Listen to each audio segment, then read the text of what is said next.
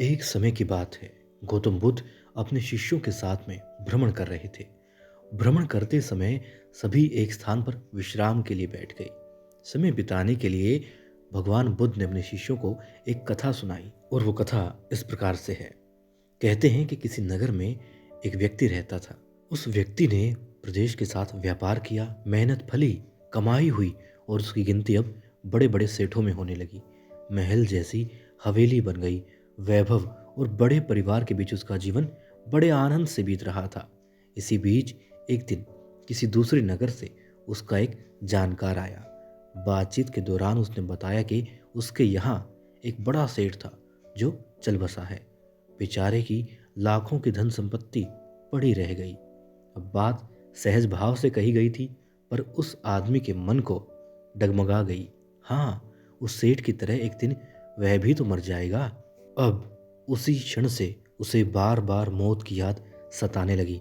हाय मौत आ जाएगी, हाय मौत आ जाएगी, उसे ले जाएगी और सब कुछ यहीं छूट जाएगा। मारे चिंता के उसकी देह सूखने लगी। देखने वाले देखते कि उसे किसी चीज की कमी नहीं है, पर उसके भीतर का दुख ऐसा था कि किसी से कहा भी नहीं जा सकता था। धीरे धीरे वह बिस्तर पर पड़ गया। बहुत इलाज करवाया, मगर उसका रोग कम होने के बजाय बढ़ता ही गया। एक दिन एक साधु उसके घर आए। उस आदमी ने बेबसी से उसके पैर पकड़े और रो रो कर अपनी व्यथा उसे सारी बता दी। साधु सुनकर हंस पड़ा और बोला, तुम्हारे रोग का इलाज तो बहुत ही सरल है। अब मानो उस आदमी के खोए प्राण वापस लौट आए हों। अधीर होकर उसने पूछा, स्वामी जी, वह क्या इलाज है, बताइए तो सही।